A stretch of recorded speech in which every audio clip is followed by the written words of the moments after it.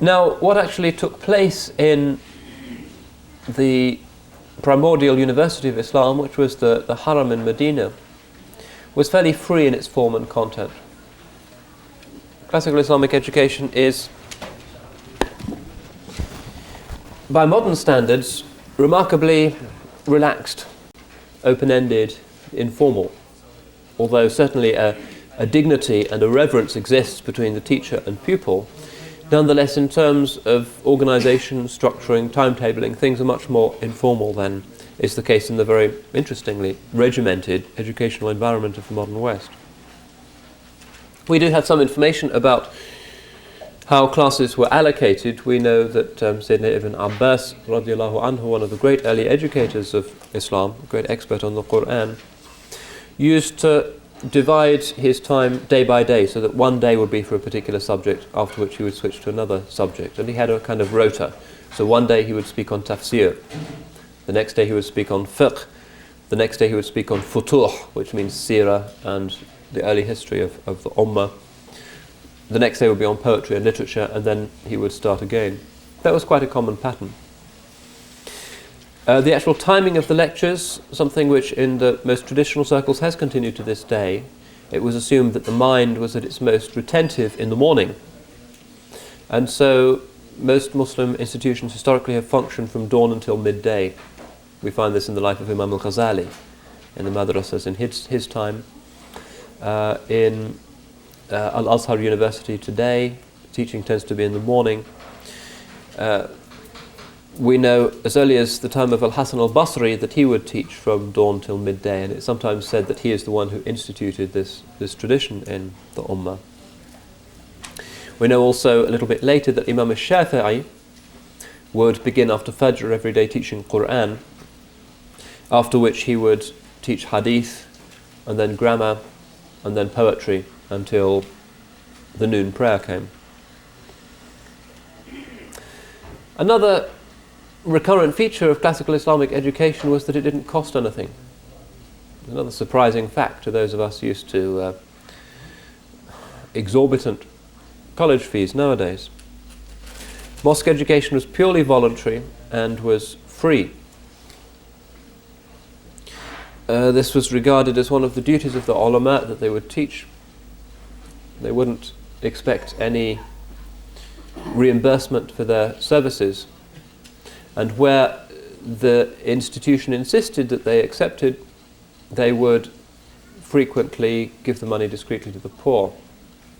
Or like Imam Ibn Abbad al-Rundi, the great professor of the Qarawiyyin in Fez, when he died and they lifted up his pillow, they found all of the money that he had been paid, and with a message that it was to be given for a particular waqf for the benefit of the students and for construction to benefit them. In the fullness of time, the tradition of teaching in the mosques became somewhat cumbrous and unwieldy because the number of students increased so greatly. Particularly when Islamic cities became enormous and the desire for knowledge became so widespread that you would have quite commonly, for instance in the hadith classes of Al-Khatib al-Baghdadi, over 10,000 students attending a single class, with mu'eeds, people repeating the words of the sheikh so that the people in the back rows could hear. Remember, this is before the advent of microphones. It became somewhat unwieldy to have the mosques absolutely packed with people studying. And in the Central Islamic lands, the institution of the madrasa developed around about the 5th century of Islam. Madrasa also, of course, was a mosque. You could go there and pray. The 5 daily prayers were established there, but it was understood that the primary function of the madrasa was the inculcation of the ulum, perhaps a particular type of ilm. Some madrasas will specialize in particular madahib or particular Islamic disciplines. It would be the institution of the Dar al-Hadith, for instance. The name is self-explanatory. Sometimes also the mosques would remain as Masjid Jami', but would also remain as university mosques, in which case separate teaching halls would be established. Al-Azhar Mosque in Cairo, an obvious example of this. Large halls, the rawaqs, were established over the centuries, built adjacent to the main teaching hall so that the teaching wouldn't get in the way of people who just wanted to go in to read the Quran or to pray outside the times of prayer. We also find around this time, the 4th and the 5th century of Islam, that a separation of function takes place with regard to primary education. Typically in medieval Islam and in traditional communities to the present day, small children from the age of about 7 to 10 would attend a very elementary school, usually known as the maktab, where the focus would be entirely on the memorizing of the Quranic text. Perhaps they would memorize in the last year there a few other texts, basic muton, versified summaries of fundamental Islamic disciplines. And then from the age of 10 to about the age of 13, depending on the period and the geographical area, they would go to another slightly more developed institution, usually known as the Kuttab, where these mutun would be diversified. They would learn a lot more of them, and they would begin to learn commentaries on the mutun as well. Another thing that happens in the 4th and 5th centuries is that you find the construction of really enormous madrasas, not just small corners for the inculcation of a particular discipline, but large, often quite showy monuments to the religious piety of a particular ruler, which would include the teaching, say, of all 4 madhabs. So the so-called cruciform madrasa, which becomes very widespread indeed, begins at this period, namely a madrasa that has 4 main iwans or arches, each of which and the attendant rooms would be dedicated to the instruction of one of the 4 canonical madhahib. Sometimes also you find that madrasas develop not next to mosques but next to tombs. The tomb of Imam Abu Hanifa in Baghdad was always a great magnet for ulama and for teachers and students. I believe it continues in reduced circumstances to this day. This is the so-called Mashhad Madrasa in Baghdad. Medieval Islam particularly, obviously for the Hanafi and Maturidi ulama, one of the great magnets for scholars. Interestingly, this madrasa system, because of its success, becomes the model for what is known as the studia, the medieval colleges in Europe, when for the first time education started to happen outside the walls of the monasteries. The model that was adopted was the Islamic model. If you read a book by George Makdisi called The Rise of Colleges, he explains very clearly how the Western University as it exists today has a pedigree stretching right back to the medieval Seljuk madrasas of the Near East. Teaching didn't just go on in mosques and in madrasas. However, there are a number of other contexts developed by Islamic civilization in which one could get an education. One of these was a place known as the Ribat. A Ribat is a kind of residential jihad college where the principal duty of those residing, the young men who had spent some years of their life residing in this fortress on the frontier, would be to guard the frontier against the Byzantines, the pagan Turks, the Spanish, or the Vikings, or whoever. And if you ever visit Spain, one of the interesting things you can do is to visit an archaeological site quite close to Alicante, which has recently been excavated and which turns out to be an Umayyad Ribat, very early, from the Umayyad Caliphate. Remember, the Umayyads last a lot longer in Spain than they do elsewhere. It's from the time of Abdurrahman III.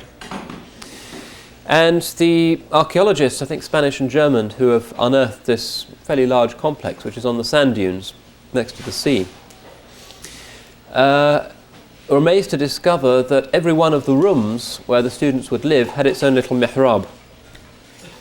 There was a large space where obviously some form of military training would take place, presumably archery would go on there, fencing and the other Islamic arts of war. But the students were clearly required or expected also to be, or bade to be worshippers, to the extent that each one of their rooms had its own little mihrab, and you can still clearly see them after 1,000 years today. So the ribat is an important place for worship and for learning the arts of jihad, but in these places also you could be educated, because you weren't training to be a soldier, you weren't fighting physically at the front line all the time. You would use the rest of your time studying. Some of the great hadith scholars would seek out the barakah of the thughur, the frontiers, by spending time with these young men at the frontiers and instructing them. Another institution that developed, variously known as the Khan or the Riwaq, very important particularly in the Mamluk period, some of the greatest of our ulama emerged from these establishments, were places that were primarily established as halls of residence. This is the meaning of the Riwaq. There were some 30 at Al-Azhar alone.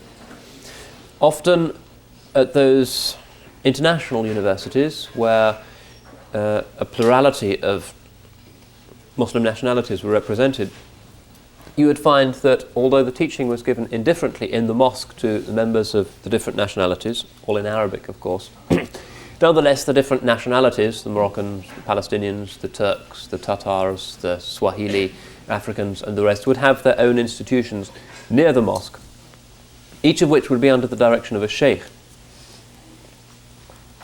So a hall of residence was itself a kind of madrasa, a rather austere, almost monastic setting, in which a sheikh would preside, usually a sheikh from that nationality.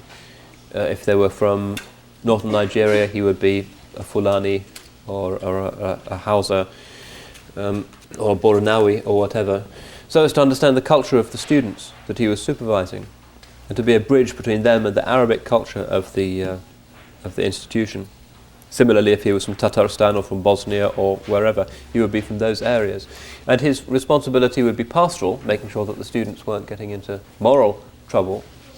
He would make sure that they were financially stable and that they were getting the grant to which they were entitled. And he would also make sure that they were filling their spare time not with futility but with useful learning. So learning would take place not just in the mosque or in the madrasa but also in the halls of residence. Another place where you could learn in classical Islam was the library.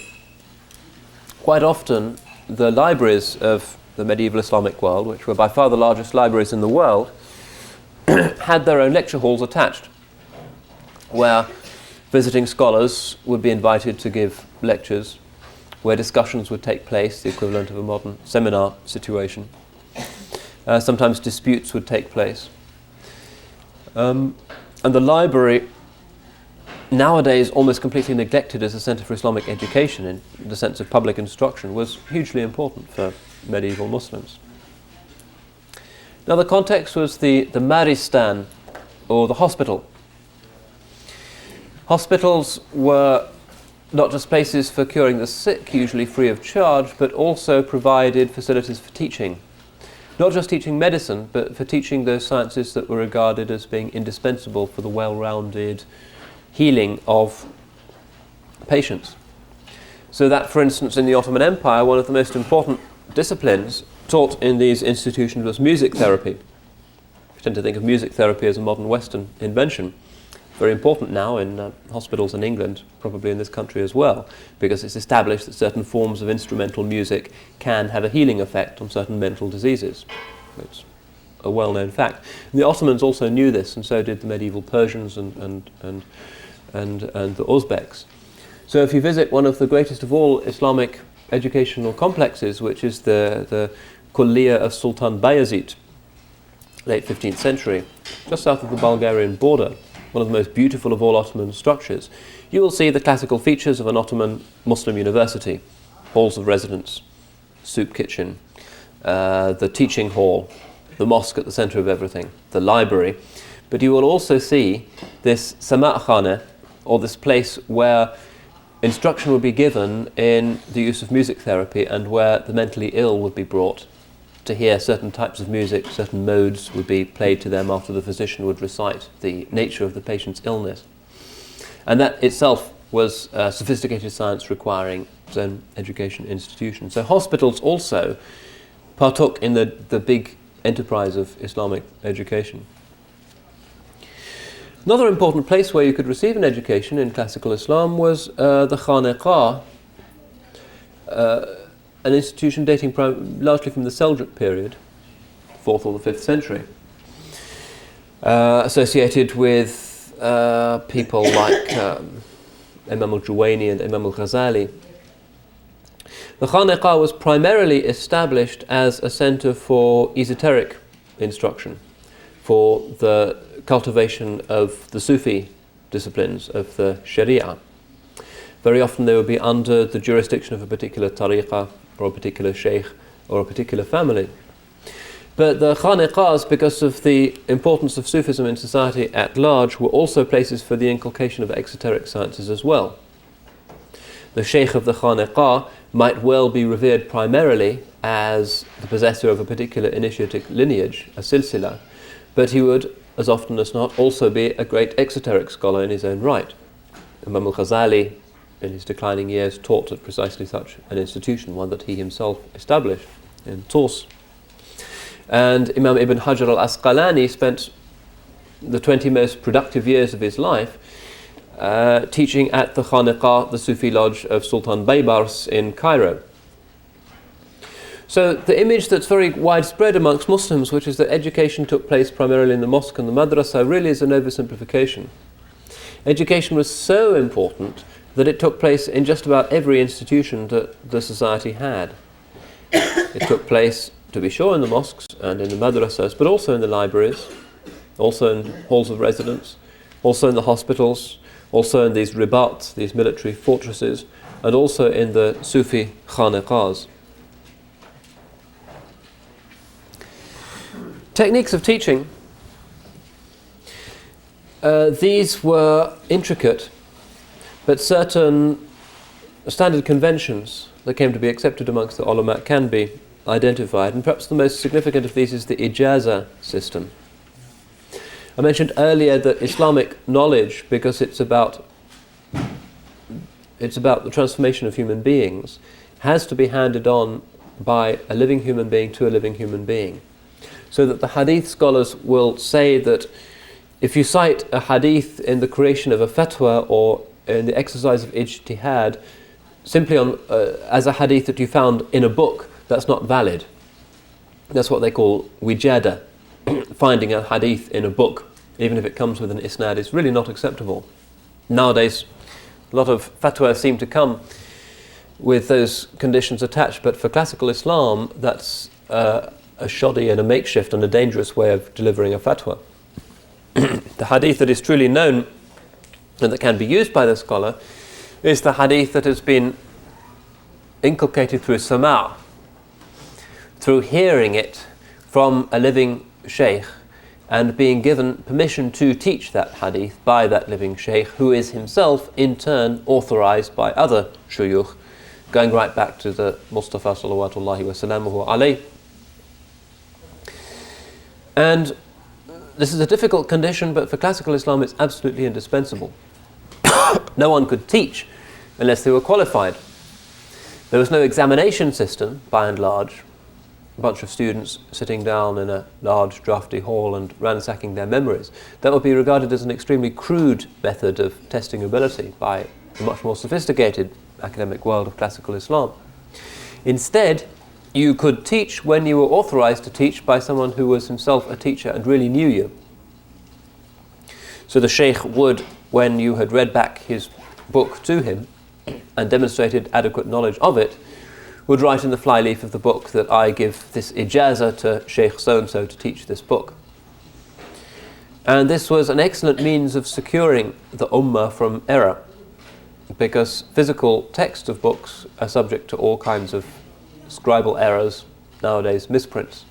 Whereas the oral tradition, when you hear a text from somebody, you know how everything is pronounced, you exercise your powers of memory to memorize it, is far more effective, far less likely to go astray. And this is absolutely axiomatic. The traditional Islamic education really doesn't use books very much. It's primarily an oral tradition based on the nowadays largely neglected science of memorization.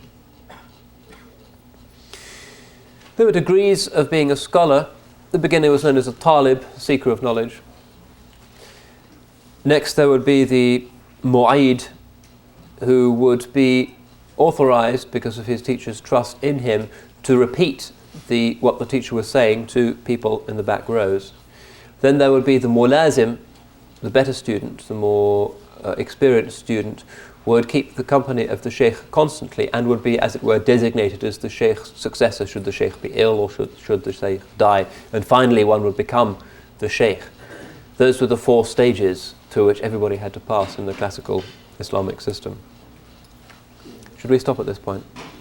Alhamdulillah, we have other things now waiting for us. Thank you for your patience, and inshallah I will see you again tomorrow. Wa akhiru da'wana and alhamdulillahi ta'ala rabbil alameen.